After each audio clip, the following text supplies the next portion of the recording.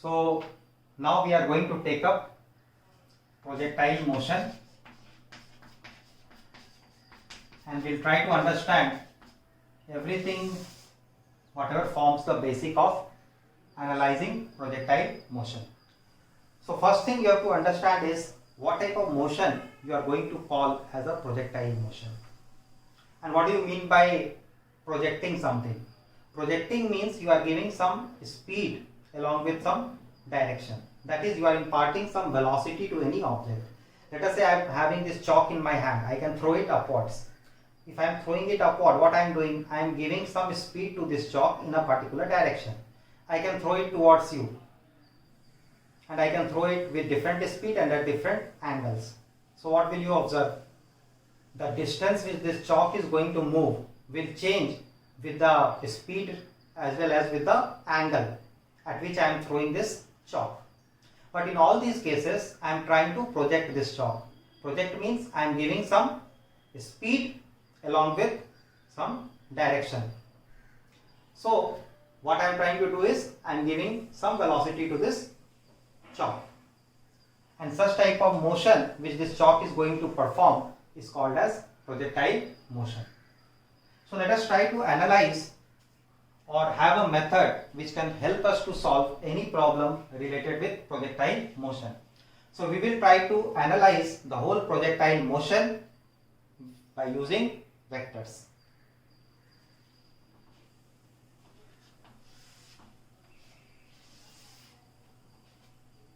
So let us say we are considering everything in two axes, x-axis and y-axis.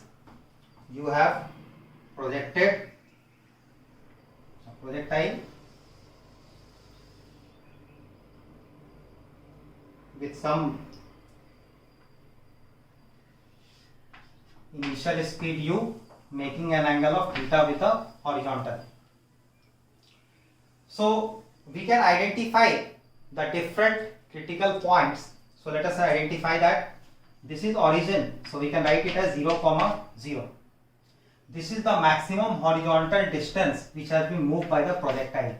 So this maximum horizontal distance is called as range or horizontal range of the projectile. So this coordinate we can represent it by r, 0. Then here, this is the point where the projectile is at its maximum height. So this point, what will be the coordinate? This motion is symmetrical. So the coordinate of this point, we can write it as r/2, h, where h is the maximum height of the projectile. We also know that in this case, the acceleration due to gravity is acting in vertically downward direction. Acceleration due to gravity is acting in vertically downward direction. So let us first talk about the initial velocity. So I will draw the diagram here. We are having u and it has been projected making an angle of theta with the horizontal. So what will be the component of this velocity along horizontal direction? How will you find it out? Draw a perpendicular here.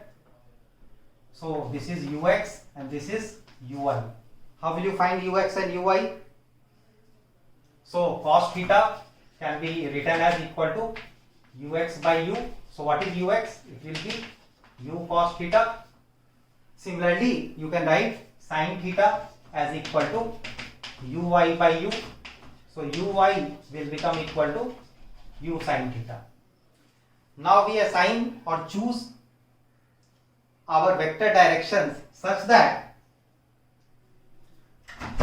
anything in this direction we will take it as I cap and along this direction we will take it as j cap. So now we can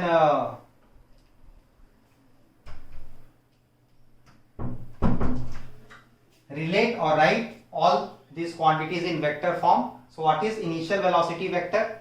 Can we write it? Yes. So u vector, what is the component of velocity in horizontal direction? U cos theta. So write it u cos theta I cap. In vertical direction u sin theta ui. So u sin theta j cap. What is the acceleration vector? It is minus g j cap, because acceleration is acting in vertically downward direction. So what will be the position vector? Acceleration is constant here, so we can make use of r is equal to ut plus half a t square. So r vector can be written as u vector t plus half a vector t square. To find out the position vector of this projectile at any instant of time t. So now you substitute the values. It is u cos theta I cap plus u sin theta j cap into t plus half t square into minus g j cap. So now what I do is I write all the I cap term together and j cap term together. So this can be written as u cos theta t I cap plus u sin theta t minus half gt square. This is along j cap. U cos theta t I cap plus u sin theta t minus half gt square, and this is along j cap. So that means at any instant of time, this is giving me displacement of projectile in x direction, and this is giving me displacement in y direction, because this is along I cap and this is along j cap. Now you want the time after which ry value is 0, that is displacement in y direction is 0. So we will put ry as equal to 0, because we want to find out the time at which displacement in vertical direction is 0, y direction is 0. So when you put ry as 0, what do you get? U sin theta t minus half gt square is equal to 0. So half gt square will move on the other side of the equation. So one t will get cancelled. If you form a quadratic, you will get one t value as equal to 0. But we will ignore that value because we are interested in finding out the time after which again the y coordinate is becoming 0. So what will be the t value from here? You get it as 2u sin theta by g. 2u sin theta by g. So this value, the time after which the y coordinate is becoming 0, again is called as time of flight of the projectile. What do we call it as? Time of flight. So once we have determined this time of flight, next see here, our next target is to determine the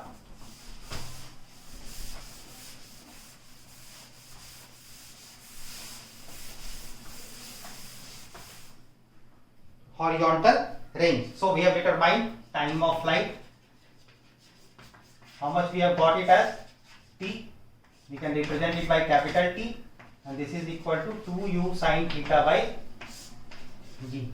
2u sin theta by g.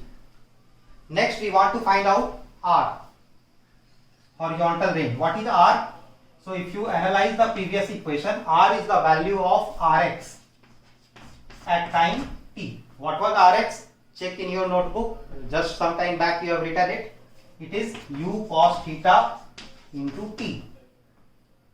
This value at time capital T. So we can write it as u cos theta into 2u sin theta by g. T value we are substituting it as capital T.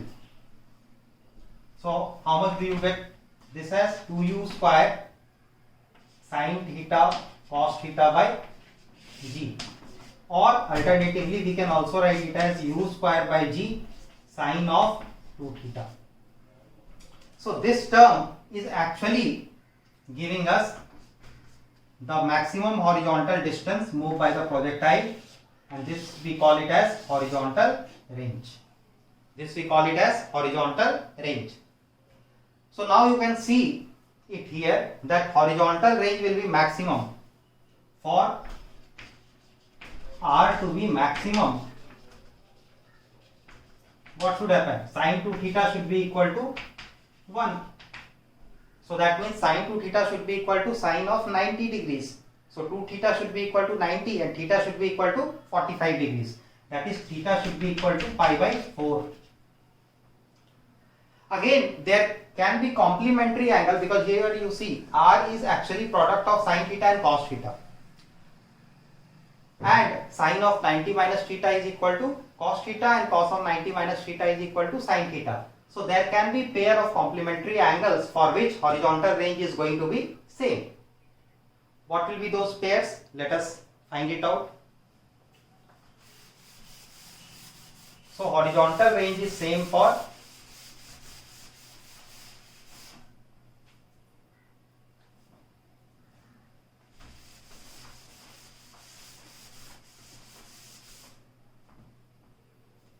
R is same for pair of complementary angles. What are the pairs possibilities? One can be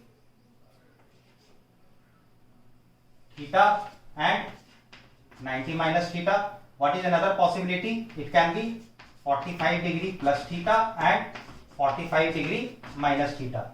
So for these two pairs of complementary angles, horizontal range will be same. Now let us try to find out maximum height of the projectile. How will we find out maximum height of the projectile? So this motion is symmetrical.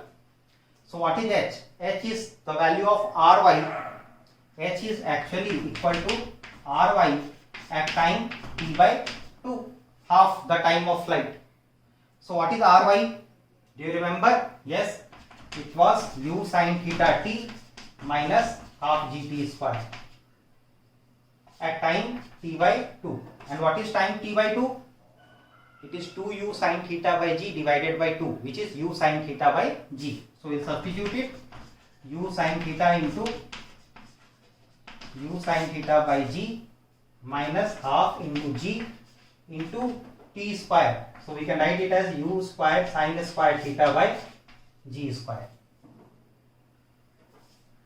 So now this g and g will get cancelled. U square sin square theta by g minus u square sin square theta by 2g. So this can be written as u square sin square theta by 2g. So the expression that we get, we can write it here, h maximum height attained by the projectile u square sin square theta by 2g. This is the maximum height which is being attained by the projectile. After this, let us try to discuss about what will be the velocity of the projectile at different instant of time.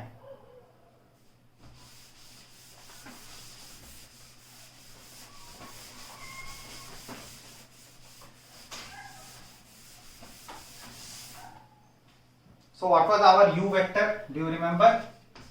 It was u cos theta I cap plus u sin theta j cap. So what will be the final velocity of the projectile? V vector, it will be equal to u vector plus a vector into t. And what is a vector? Minus gj cap. So we can write this as u cos theta I cap plus u sin theta j cap minus gt j cap. So again it can be written as u cos theta I cap plus u sin theta minus gt j cap. So now if you see it here, this is giving us velocity in x direction at any instant of time, or speed in x direction. This is giving us speed in y direction.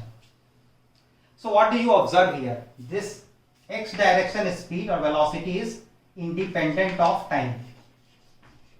Independent of time. That means it does not depend on time. So velocity in x direction will always remain constant, and that will be u cos theta. So at any position, the velocity in this direction, horizontal direction, will always be u cos theta. At highest point, it is only u cos theta. There is no vertical component of velocity. So here, vertical component of velocity in y direction is 0 at highest point. Everywhere, if you will see, velocity in horizontal direction, it is same, which is u cos theta. You can see it here, it is independent of time. Velocity in y direction keeps on changing because there is acceleration due to gravity, in vertical direction, which keeps on changing the value of speed in y direction. So actually projectile motion is superposition of motion which is taking place in two dimensions. One in horizontal, another in vertical. The only factor which connects them is time. Next, let us talk about equation of trajectory of projectile. So let us see equation of trajectory of projectile.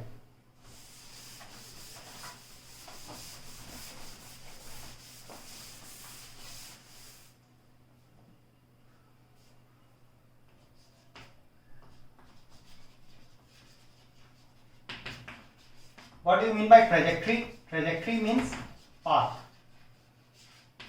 How will we determine the equation of trajectory of projectile?